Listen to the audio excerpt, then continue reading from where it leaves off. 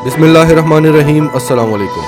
आज की इस वीडियो में हम आपको 3 बड़ी खबरें बताएंगे। सबसे पहले आपको ग्रीक मीडिया एजेंसी की एक रिपोर्ट बताएंगे जिसके मुताबिक तुर्की अपनी फ़ौजें अज़रबैजान में फ़तह के बाद अब कश्मीर की तरफ रवाना कर रहा है, जिसने पूरे भारत में तहलका मचाया हुआ है। और भारतीय मीडिया का तो ये कहना है कि तुर्की की फ़ौजें ऑलरेडी कश्मीर पहुंच चुकी हैं और भारतीय फ़ौज के आमने सामने हैं। पूरी रिपोर्ट आपको बताएंगे। उसके बाद आपको बताएंगे कि तुर्की के एंटी ड्रोन मोबाइल सिस्टम सबसे पहले तुर्की पाकिस्तान और रूस को अपने 2 बड़े इत्तेहादियों को बेच रहा है। और सबसे आखिर में हम आपको सबसे ज़बरदस्त खबर बताएंगे। आर्मेनिया का कहना है कि हमारी हारने की सबसे बड़ी वजह वो असलहा है जो हमने भारत से ख़रीदा था, और आर्मेनिया ने भारत पर दावा किया है कि वो उसे $40 मिलियन रिफ़ंड करे। इस खबर की भी पूरी डिटेल आपको बताएंगे, तो डिटेल्स में जाते हैं। उससे पहले अगर अभी तक आपने हमारा चैनल सच टीवी सब्सक्राइब नहीं किया तो इसे अभी सब्सक्राइब करें और बेल आइकन पर क्लिक करें ताकि हमारी आने वाली वीडियोस आपको वक्त पर मिलती रहें। ग्रीक की एक मीडिया एजेंसी ने दावा किया है कि तैयब अर्दगान अज़रबैजान में अपनी फतह के बाद अब अपने मर्सनरीज को कश्मीर भेज रहा है। इस रिपोर्ट का कहना है कि तुर्की काफ़ी सालों से इस्लामी दुनिया में अपनी इन्फ्लुएंस को बढ़ाने के लिए और सऊदी अरब की डोमिनेंसी को कम करने के लिए बहुत सारे इक़दामात कर रहा है, और इस मकसद के लिए वो मुसलमान दुनिया की सबसे बड़ी ताकत पाकिस्तान को साथ में लाना चाहता है, और इसलिए वो पाकिस्तान को कश्मीर के इशू पर सपोर्ट कर रहा है। पिछले कई सालों से तुर्की पाकिस्तान को इंटरनेशनल प्लेटफॉर्म्स पर सपोर्ट करता रहा और भारत को बुरी तरह से बेनकाब करता रहा, लेकिन अब वो इस्लामाबाद की मदद में एक कदम और आगे बढ़ गया है। ये रिपोर्ट पब्लिश की है फिरात न्यूज़ एजेंसी ने। ये एक कुर्दिश न्यूज़ एजेंसी है ग्रीक मीडिया की। इस मीडिया एजेंसी का कहना है कि SNA के कमांडर यानी सीरियन नेशनल आर्मी का एक ग्रुप है जिसका नाम है मिलिटिया सुलेमान शाह ब्रिगेड्स। इस ग्रुप के कमांडर मोहम्मद अबू अमशा ने अपने साथियों को बताया जो सिटी ऑफ CA आफरीन के करीब तैनात हैं। उन ग्रुप्स के सामने इस कमांडर ने अनाउंस किया कि तुर्की हमारे कुछ यूनिट्स को कश्मीर में तैनात करना चाहता है। मोहम्मद अबू अबशा ने अपने साथियों को बताया कि टर्किश ऑफिसर्स और SNA कमांडर्स ने उनसे वॉलंटियर्स की लिस्ट मांगी है, और जो भी इस मिशन पर जाना चाहता है उसको फौरी तौर पर पहले तो इब्तदाई $2000 दिए जाएंगे। और ये वो सिलेक्शन है जो आफरीन शहर में हो रही थी। इसके अलावा दूसरे शहरों में भी सिलेक्शन हो रही है जिनमें एजाज, जराबलुस, बाब और इदलिब भी शामिल हैं। जो भी इस मिशन के वॉलंटियर्स होंगे यानी जो रजामंदी से जाना चाहेंगे उनको सीक्रेटली कंट्री से निकाल कर वहाँ पहुँचा दिया जाएगा। इस रिपोर्ट का कहना है कि सीरियन नेशनल आर्मी असल में जिहादी ग्रुप्स हैं जिनको टर्की खुद ट्रेन करता है नॉर्थ सीरिया में, और असल में ये तुर्की फ़ौज का ही हिस्सा हैं। नगोर्नो काराबाख कॉन्फ्लिक्ट में तुर्की की शमूलियत सिर्फ इस्लामिज़म नहीं था, इसमें तुर्की के अपने भी मफादात थे, लेकिन कश्मीर में तुर्की के अपने कोई मफादात नहीं हैं। ये सिर्फ और सिर्फ इस्लामिज़म के लिए है।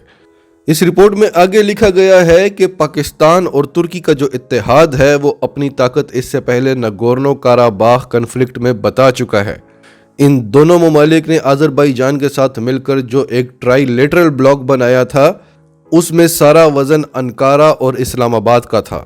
इससे पहले पिछले साल तुर्की ने ईरान और मलेशिया को साथ मिलाकर एक कोलालमपुर समिट किया था जिसका मकसद सऊदी डोमिनेंसी को चैलेंज करना था, लेकिन पाकिस्तान का साथ ना देने की वजह से वो नाकाम हो गया था।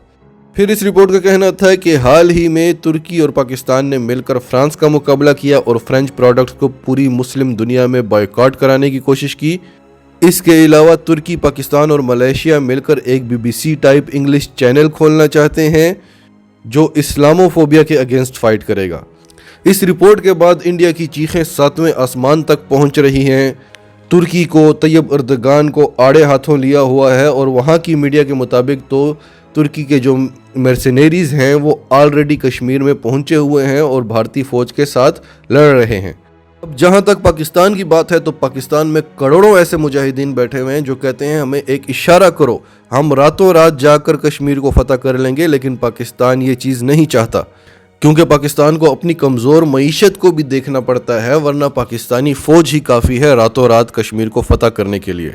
भारत तो ओपनली अनाउंस करता है कि हम बलूचिस्तान में ये कर रहे हैं, हम गिलगित बल्तिस्तान में ये कर रहे हैं, हम हमें पाकिस्तान में फ़िरका वारियत फैलानी है, मजहबी इंतहा पसंदों को उजागर करना है, लेकिन भारत पर कोई पाबंदियां नहीं लगती।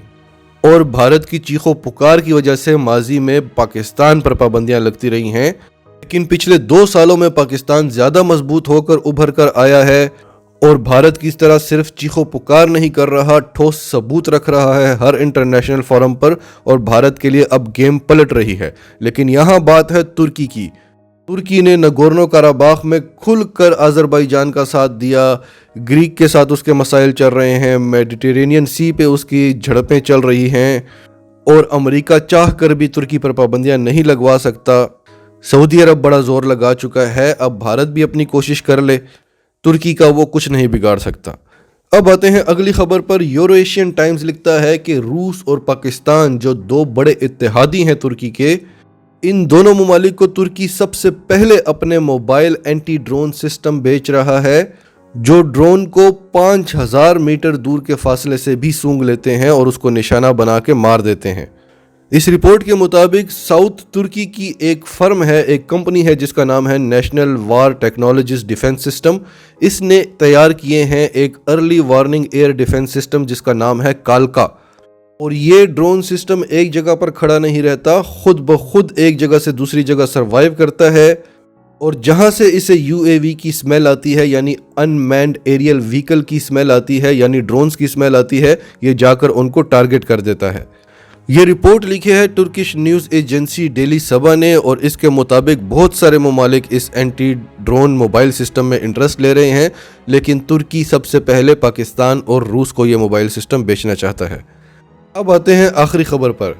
आर्मेनिया का कहना है कि हमारी हार की सबसे बड़ी वजह इंडिया के जो मिलिट्री हार्डवेयर यानी इंडियन असलहा जो हमने ख़रीदा था, उनके जो रडार सिस्टम ख़रीदे थे वो इतने नाकिस थे, जो अज़रबैजान की तरफ से आने वाले रॉकेट्स को, मिसाइल को ट्रेस नहीं कर सकते थे, जिसकी वजह से हमें हार का सामना करना पड़ा। आर्मेनिया का कहना है कि हमने जो इंडिया से स्वाति रडार्स ख़रीदे थे उनकी परफॉर्मेंस इतनी ख़राब थी जिसकी वजह से हमें हार का सामना करना पड़ा। आर्मेनिया ने क्लेम किया है कि उन्होंने जो $40 मिलियन की पेमेंट की थी इस साल इंडिया को, वो फौरी तौर पर वापस कर दी जाए, जिसकी वजह से इंडिया की डिफेंस इंडस्ट्री को बहुत शर्मिंदगी का सामना करना पड़ रहा है। Swathi weapon locating radar WLR, जिसकी मालियत $40 मिलियन थी, इनकी वजह से इंडिया की रेपुटेशन पूरी दुनिया में ख़राब हो गई है और आर्मेनिया की हार की वजह बनी है। स्वाति वेपन लोकेटिंग रडार को इंडिया की एक बहुत बड़ी कंपनी जिसका नाम है defence research and development organisation और भारत इलेक्ट्रॉनिक्स लिमिटेड ने मिलकर बनाया था, और इनका दावा था कि ये हर तरह के टारगेट्स को डिटेक्ट कर सकती है और दुश्मन के हथियार जैसे कि मोटर्स, शेल्स, रॉकेट 50 किलोमीटर की रेंज तक ऐसे हथियारों की एक्यूरेट इंफॉर्मेशन बताती है।